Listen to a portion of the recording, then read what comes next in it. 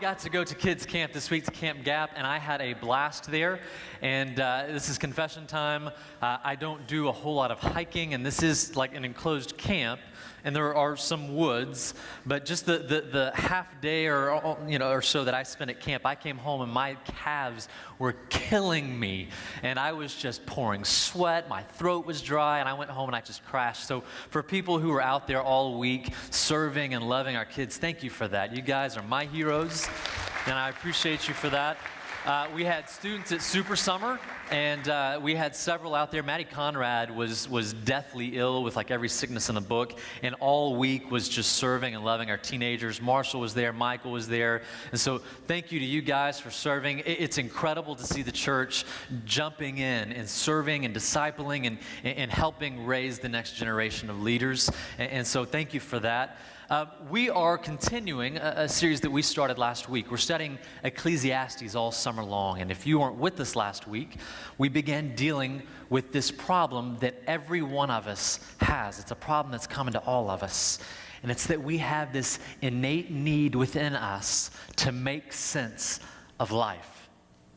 We don't want to just live our lives and just exist and just get along. We want there to be some deep meaning to it, some value to it. We have this desire within us to see where we fit into the world and what meaning we have in it and what meaning the world might have for us in our lives. And what we learned through chapter 1 and chapter 2 is that we were made by God. We were created needing fulfillment. That we have this vacuum. We have this void within us that needs to be filled with something. And Solomon, the author of Ecclesiastes, talks about his pursuing many different things, many experiments to fill that longing within him, that longing to be satisfied. And what he found is that every pursuit he had it came up empty.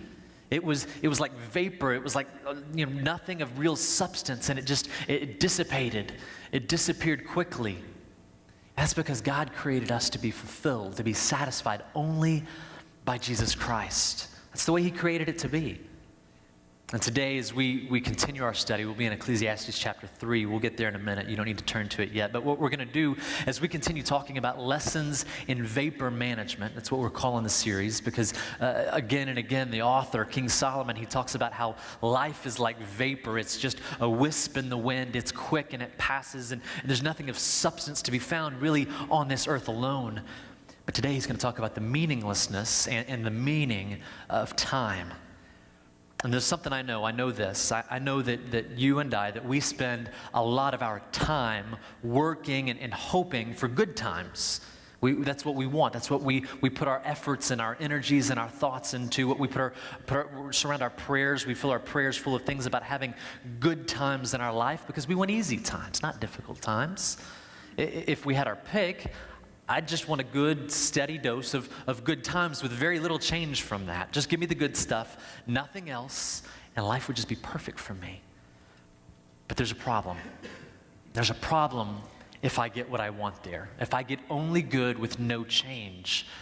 And it's this. I've found this to be true in my life, that it's very easy for me in my spiritual life to go from a rhythm in a relationship with God to a rut. Have you experienced that? It's easy in my spiritual life to move from a rhythm to a rut. And when we stop changing, often what happens is we stop growing. We stop growing in a relationship with our Father God. We stop growing and maturing in Christ's likeness. And this is a philosophy, or this is just a principle that's true in the experiences of other relationships, like in marriage.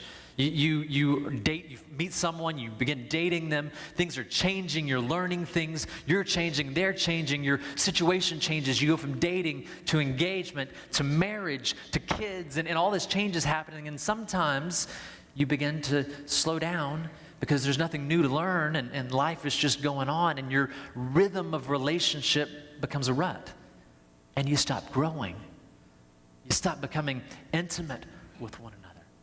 And this is the situation that we look at when we look at the entire human experience. If we were to gain the changelessness that I think I desire so often, just give me the good and none of the bad. If we were to get that, I I think it's very likely that we might just fall into a rut in our relationship with God. And we know this, though. We know what the real experience of life on earth is this. We're not given changelessness. That's not the lot we have in life. That's not the rhythm that this world operates on. But instead, we get something much better than that. We get a divine purpose, a dynamic divine purpose with rhythms for life under the sun. And before we get into our study today, I want to ask you if you'd pray with me. And I'm going to pray aloud. If you would consider echoing this prayer in your head and in your heart to God. Let's pray that we would seek His voice, that we would meet with Him, that we would hear His truth, and really that we would just have a true encounter with the God of the universe today. Would you pray with me? Father, this morning, we come stopping all of the other rhythms of life for a moment and seeking your truth. And I pray that our time wouldn't be wasted because we don't really put our head and our heart into encountering you, that we don't suppose that we're just here passing time, but instead, Father, that our time would be spent well. I pray that you would meet with us, you would reveal yourself to us, and I pray that the natural response of us to seeing you for who you are, that it would be worship, that it would be life change. You're God, we are not, and we praise you for that. Amen. Thank you for your leadership, Leslie.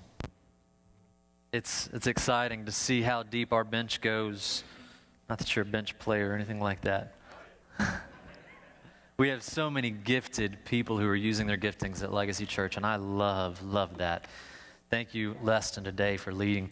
You know, I was reading Ecclesiastes 3, and even last night I kept trying to wrestle with how to get into this discussion on time, and then it kind of struck me. It's an interesting question. What's the time? There's a multitude of answers, lots of different ways we can answer that question. I mean, right now it's 11:02. That's the time. Right now it's 11:02. It's church time or worship time, or more specifically, it's study time as we get into our study of Ecclesiastes and the teacher's words here. I'm not sure if I'm on your time or if you're on my time, or we're all just on God's time. That's probably the way we ought to look at it. Last night, my family got to hang out with some very old friends of mine, guys I've hung out with for 25 years. It's been a very long time that we've been friends, and we had a very good time together last night, and it was a time for remembering, and it was a time for laughing. And if I don't quit talking about time, I'm going to run out of time, and this is kind of fun for me, and I'm having a good time, right? We said this last week. We said that Ecclesiastes is one of the 5 Old Testament books that are known as wisdom literature. And what we're going to find in Ecclesiastes 3 is that wisdom is found in knowing the different kinds of time. We're going to find that today. In English, obviously, we only have one word for time, and it works in all the situations that I just described. But in other cultures, there often are multiple words to describe the different kinds of time. And when we look at the scriptures, there are really 2 different kinds of time that we see described over and over again. And it's important in our study today to know the difference between the two different kinds of times that we see in the Bible. So there are 2 different kinds of times, and the first is this. It's called chronos time. This is the kind of time that can be measured by your calendar or by your wristwatch. A chronometer is another word for a clock or a timepiece. Chronic means that something bad is taking place over a very long period of time. A chronology is a list of events that happen in the ordering of time. A chronicle describes the record of things that happen in a set period of time. We all know chronos time. It's the time the kind of time that we all feel like we don't have enough of. We'd like more time. And when we say things like, I never have enough time to do a certain thing, fill in the blank, what we're talking about, what we mean is we don't have enough chronos time. But in reality, it doesn't change chronos time. There's no change to it. It's regular. It happens constantly. There's 1,440 minutes a day, every day, and we'll never have more and we'll never have less of the chronos time that we have. We're ruled by this kind of time. We always count the time. We try to make the most of the time that we have. It's important to be on time. It's important for me, not as much for my kids, but it's important to pay attention to the time. But in Ecclesiastes chapter 3, he's talking about a different kind of time than this. Chronos isn't the kind of time that Solomon's talking about when he's looking about the meaning, when he's discussing the meaning of the time we have on earth. In fact, I don't think Solomon would even waste his time writing about chronos time, because he wants to speak about a deeper, what he sees as more important form of the time that we have here. And what we'll realize here in a minute, we're going to read fully the first 8 verses of chapter 3 of Ecclesiastes, if you want to go ahead and start looking for that. We'll read a poem that Solomon writes to talk about time, but it's not chronos. If it was chronos, it might read something like this. It might say, there's a week to tear down things and then a week to build up things. You have 1 hour for weeping and 1 hour for laughing, right? He might say that you're going to mourn from 12 to 1, and then you're going to dance until bedtime. Obviously, this isn't what Solomon's talking about. He's talking about a deeper meaning of time. He's talking about kairos time. Kairos time, that's the right time for the right action. It's seasons, which can't be measured by clocks and by calendars. It's situational seasons that we're in that demand action that fits accordingly to the times. Our relationships that we have demand that we have an understanding of chronos time. They help us to understand what chronos time is. There was a time that Lindsay and I, we began our relationship, and it wasn't like 9 a.m. on June 22nd. It was probably something like that. But it's when we were teenagers, we began our relationship, and then we sensed that there was a time for our relationship to change, for the season to change. And so we were dating, and then there was another moving of time in our life, and we became engaged, and then we became married, and then we began to have kids, and there are these changes and these turnings of time that demanded appropriate action for the situation we were in. We've had difficult times to endure in our marriage. And we've had times that we just celebrated and embraced the great joy that we had in our marriage. And the watch and the calendar couldn't tell us how to act according to these times. We just sensed a moving and a changing of the seasons, and we had to adapt ourselves and act accordingly. Solomon says that there's a right time for everything under the sun. A right kairos is what he's saying. Take a look at Ecclesiastes chapter 3. I'm going to read the first 8 verses. Ecclesiastes chapter 3, verse 1.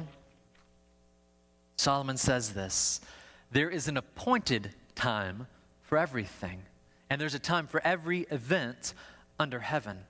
There's a time to give birth and a time to die. There's a time to plant and a time to uproot what has planted. There's a time to kill and a time to heal. A time to tear down and a time to build up. There's a time to weep and a time to laugh. A time to mourn and a time to dance. A time to throw stones and a time to gather up stones. There's a time to embrace and there's a time to shun embracing. A time to search and a time to give up all is lost. A time to keep and a time to throw away. There's a time to tear apart and a time to sew together. There's a time to be silent and there's a time to speak out. There's a time to love. There's even a time to hate. There's time for war and there's time for peace. You recognize this section of Ecclesiastes, this poem? Of all of Ecclesiastes, this is probably the best known and the most preached. And you probably, in your head, you're already thinking, in the 60s, there was a band called the Byrds, and they had a song that said, in every season, turn, turn, turn, right?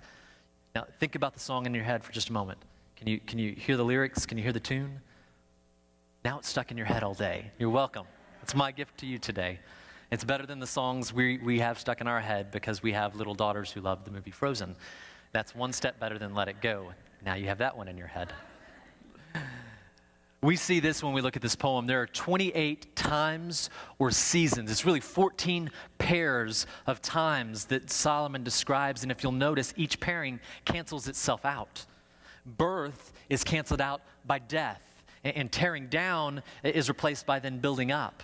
And weeping is replaced by laughing, and mourning is replaced by celebration. And there are times that people should just be quiet and not speak and hold back, and other times when they must speak out. And what Solomon does here in 14 contrasts is he embraces the whole of the human experience, the whole of the human existence, showing that everything that we experience on this earth has an appropriate time. It should be. The fact is, we should expect change. That's what we see in verse 1. Solomon says that it has been prearranged to be this way, that there is an appointed time for everything under the sun. There's a philosopher, a Greek philosopher, 500 years after Solomon's death. His name was Heraclitus of Ephesus. He said this: all is flux and nothing stays still. Does that make sense? You experience that? Everything is changing and nothing seems to ever stop. Really, nothing endures except for change itself, right? Change is the only constant that we experience. And we experience this in every facet of life. We experience it in our families as they change and they develop, and we go through new seasons and new experiences together. Our neighborhood here in Plano is changing dramatically over the years. Our jobs change, the culture changes, the pressures that we experience as these seasons change, the pressures change for us. We're constantly in a state of change, and things will not always be the same for you. If they were always the same for you, then we wouldn't have enough chronos for all of the kairos. Does that make sense? If it was always the same, then we wouldn't experience everything, and God has appointed that we would experience the gamut, the fullness, the wholeness of the human experience. God appoints change. God is in control of change. He has prearranged that the events of our lives would be in constant flow. They don't randomly happen by chance, but He has a purpose behind all of the changes that we experience in life. It's apparent to me that God did not intend for us to have either only weeping or only laughing. He programmed it into the human experience. Remember, we said last week that Solomon is writing about life under the sun, life on earth, not as God created it in the very beginning, but life in the earth's current fallen state. From the point of the sin, of the first sin, of the fall of man, Solomon is talking about what life under the sun is like in its current fallen state. And it seems that God has hardwired into us, into the human experience, a constant changing of seasons for our lives. Life is a continual series of upbeats and downbeats. There is a rhythm to our lives. If you're in an upbeat, you won't always be. Change is coming. If you're in a downbeat, the good news is it won't always be this way. There's always a cyclical moving. There's always change. It doesn't necessarily mean that you'll have an equal and opposite always experience, but it won't always be bad and it won't always be good. Now, I know how this makes me feel, and I expect that you probably feel much the same way because we all have the same problem, and the problem is that we like control, right?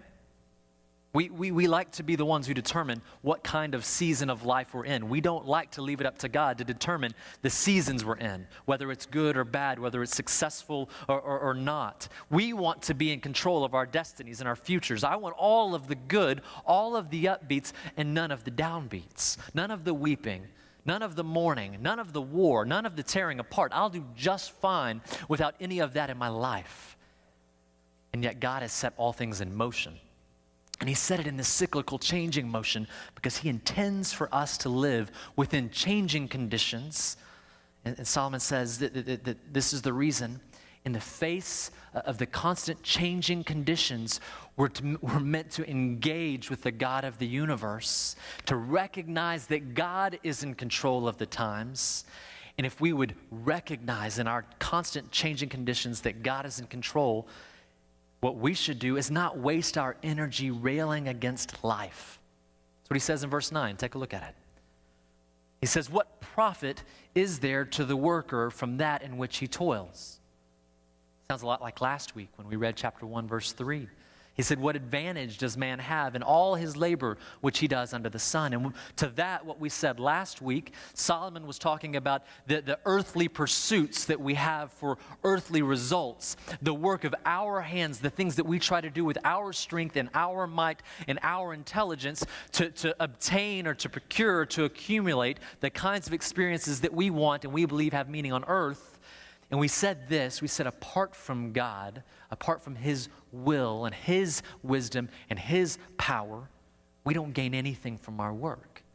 So we said last week about this. We can't accomplish anything of substance or anything of value outside of God's will. So Solomon is making a point here today in Ecclesiastes 3, a similar point in regards to the many seasons of life, to the experiences that we have that are good and that are bad. He looks at the turnings of life, and basically he says this, he wants to know, what am I supposed to do about this? Because it's not all good, and I'm not comfortable with that. What can I do to change all of this? I mean, all of this is just too much for me. Can we not just stop this somewhere? What can I do to make the change that I want? And the answer that he gives is we can do nothing.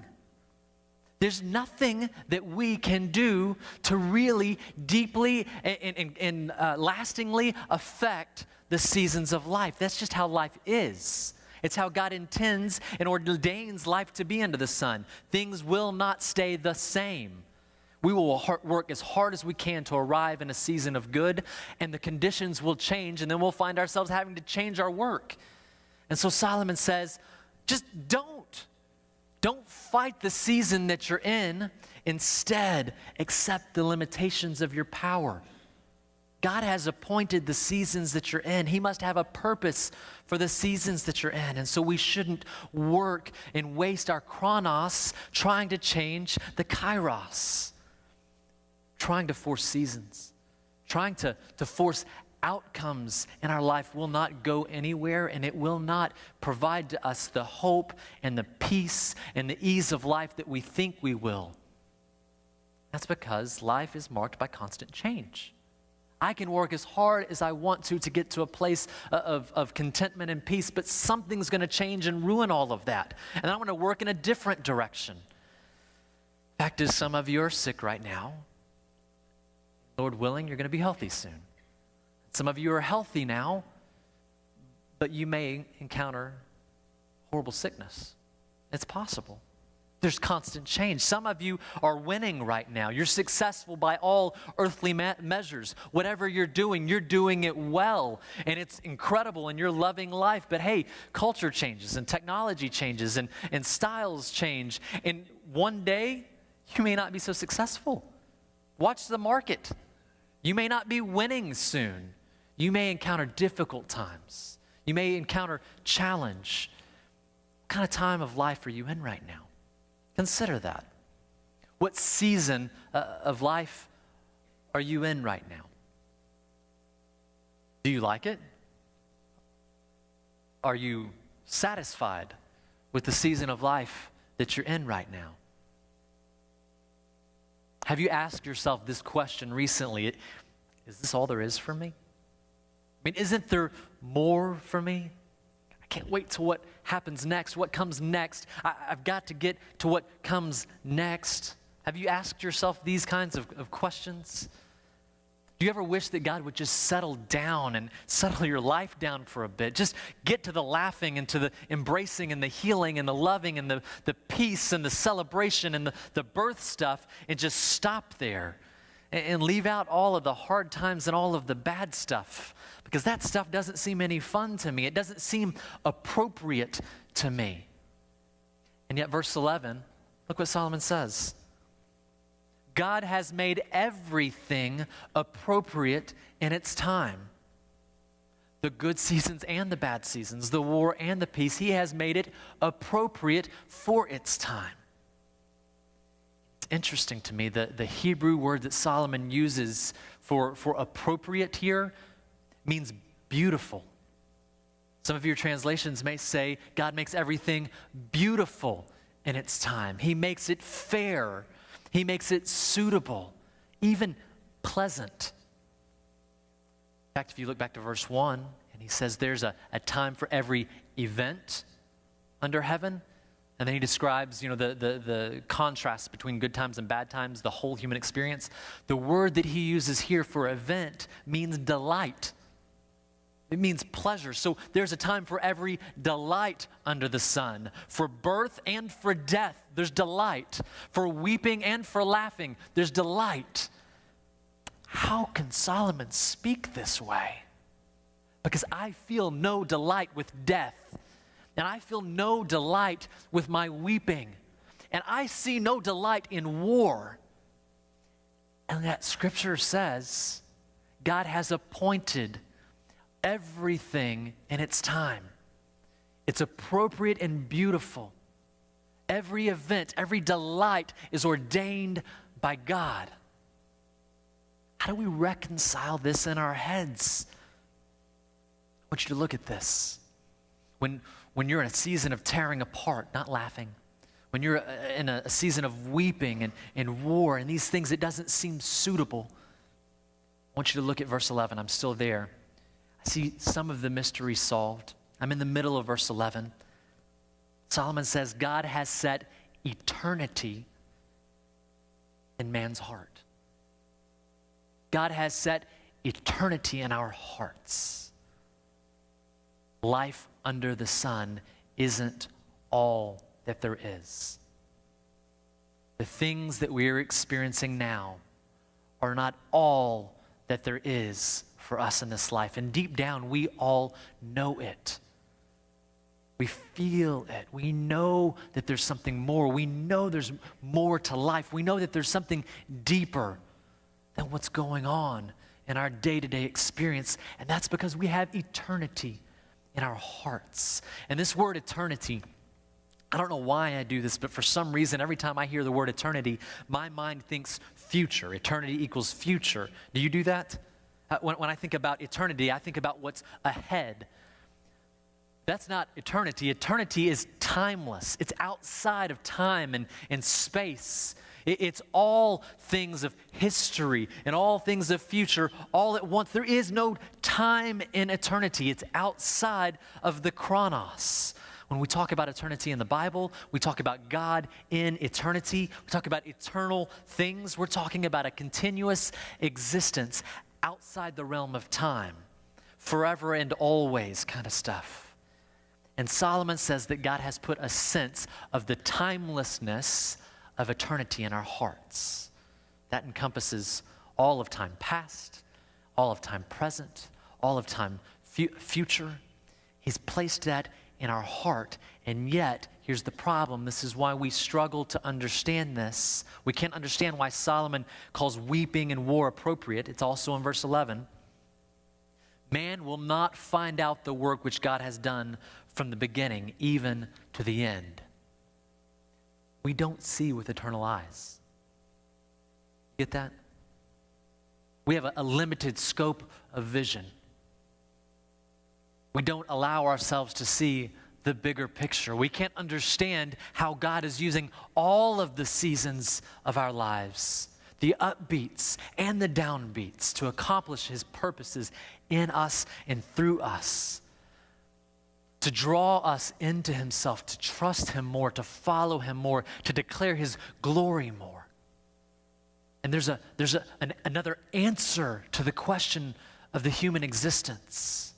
Why am I experiencing these things? Why do I have bad times? Why do the good times not last? The answer to the question is of timing and being timed, that there is a different outcome intended by every season in life. There is an eternal outcome intended. We're so focused on the temporal outcomes. We cannot see that God's wanting more than our happiness while we're on this earth. God's desiring for us to experience more than just temporary happiness in our lives. It's in verse 14. Read this with me. I know that everything God does will remain forever. There is nothing to add to it. There is nothing to take from it. And here's the key. This is the eternal purpose for all of the seasons. For God has so worked that men would fear him. Our sovereign God, he displays this. He says, I am over time. I control all of the times. His works are mighty. Our works accomplish nothing. What we do lacks. What he does lasts. We cannot interrupt by any work of our hands the works of God. It's on display in all of life under the sun. The fact that the seasons change and we can't do anything about it. We can't stop death. We can't force peace. Why would God put us in these situations? Verse 14 says it's so that all would fear God, that we all would have an awe for him, that we would see him clearly and rightly and see ourselves clearly and rightly. That in the good times we would be reminded of how good God is to us, that every good and perfect gift comes from him. And in the bad times, and the difficult times, and the downbeats, we would be reminded that we need him. We would be in a place to where we remember we need God. Why is it that we so often have difficulty being in a state of awe for God? Why is it that we so often think that we are alone and we're in charge and we forget about God? Why is it that even when we remember God and we approach him in prayer, we do so with a lack of awe and a lack of reverence for who we're approaching in prayer? Sometimes we talk to God as if he's just a friend or a homeboy or a magic genie who just does whatever we tell him to do or want him to do. Why is it that we so often fail to revere and respond and trust him as the God of the universe who knows us and loves us? Well, the point that Solomon makes leads me to consider that it might be because I don't recognize him as completely in control over all things. I have a smaller picture of God and a bigger picture of myself. I have a smaller picture of his purposes and a bigger picture of my wants, of my happiness. I succumb to the belief that I'm in control of my life, or at times I'm out of control and I'm just trying to hang on by the strength of my might. And we experience the ups and we experience the downs. We experience these things, hear me, so that we don't think that we're in control of everything in our life. That's why we experience the ups and the downs. If I was to experience only the good, only the laughing and the embracing and the dancing and the peace, I might begin to think that that's all because of me and I don't need God. Life is good, life is easy. There are times where I need to be reminded in desperation that life is tough. My existence is not enough for happiness, and happiness is not enough to fulfill the hole in me. I need to be in seasons where I cry out to a God who is bigger than me, who is in control of all things. I need to be reminded that he is God and that I am not. We need to be reminded of who he is, that he's the God of the universe. And I know that seems very churchy to say. It seems very pastory to say. It's the kind of thing you would expect a guy like me to say standing here on a Sunday morning. But consider for a second, and you'd nod your head to it. I'd nod my head to it if you were saying it up here. But consider the pursuits of your day. Consider the ways that you respond and react to the situations in your life. And tell me if the way you live your life is in response to being submitted to the God of the universe. Tell me if when you pray to God, if you come on bended knee, humbly coming before the great and mighty eternal God who established and created all things, who is master over all things, who can do all things. Or do you approach him as, hey God, yeah, I'm having a bad day and you're going to have to fix this really by 3 o'clock because I've got some stuff to get to. So if you would. We've forgotten how to fear God. It's the points of the ups and the downs. That's why Solomon says it's beautiful and it's appropriate and it's a delight, because in every experience, we are drawn back to the fact that God is God. He's on his throne. He's in control, never out of control. And while everything on this earth changes, he is consistent in power. He is consistent in love. And he is consistent in his holiness. So what do we do about this? How do we respond in every season of life to who God is? Solomon says it in verses 12 and 13. He tells us that there is nothing better than to fully embrace the opportunity that every season gives us. He tells us that we should embrace the now. We should embrace the now, the season that we're in, whatever it is. Embracing the now is saying, I will take every season, whatever it looks like, whatever it feels like, I will take it as an opportunity to trust God, to know him more, to depend on him more, to appreciate him more. And now is the time that God is calling you to himself. To every one of us, whatever season you're in, if it's up or down, if it's weeping or laughing, if it's tearing apart or building up, now is the season that God is calling you to himself. If you're in a dark season, he's saying, trust me and depend on me. You need me. You don't need yourself or other people or other things. You need me. And if you're in a good season, God is saying, I will pour out good things on you. I love you. I haven't left you to despair. I want to bless you. Doesn't matter if you're weeping or laughing. Your seasons will always be changing, but in them, God is working to draw you out of your desires of self-control and self-worship to realize that he is God alone. He is the one to be worshiped and revered.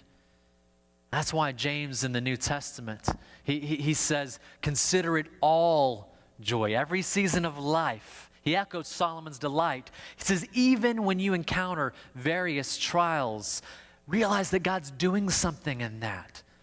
He's seeking to grow your faith, to stretch your faith, to make you holy in every season of life. So as for us, we have to expect change. That is just the order of life on this earth. That's just life. If it's good now, it won't always be. If it's bad now, take heart. Know that things change. There are good times ahead somewhere. But in the middle of this, if we're willing to meet with God in every moment, good and bad, to seek his face, to praise him for his goodness, to praise him that he is more than us and that he is God and we are not, to recognize him as the one who is in control, we can embrace the now and we can accept our limitations. And when we do this, it gets easier to deal with all the changes, all the instability of this life. And what happens is you suddenly realize that instead of fearing the changes of this life, you're fearing God. You're fearing God, and that's the eternal purpose that he has for us. To know him, to recognize him as God, and to respond to him. Let me pray over us. Father, this morning we come to a word where we see your truth, and I'm just flat out honest here. It is not easy to accept this truth because I can't grasp eternity. That's why it's so tough for me to get on board with this. That's why it's so tough for me to embrace the now. That's why it's so tough for me to accept my limitations. Why it's so easy for me to try to take control. It's because I don't have this concept of eternity in front of me. Forgive us, please, Lord. When we speak your name without a humble reverence in our heart, when we come before you as if we're on the same level, as if, maybe even we're slightly above you and we're telling you what you ought to know and what you ought to be doing, forgive us for that and break us of this horrible position we take before you. Help us to see you for who you are, Because if we don't see that, if we don't respond to you, if we don't have fear for God, fear of God, reverence of you, we miss the point of every season of our life. We will live it misspent and wasted. We'll live our lives in fear. We'll miss our eternal purpose. Help us to see you in every season of life. And allow us to trust you more.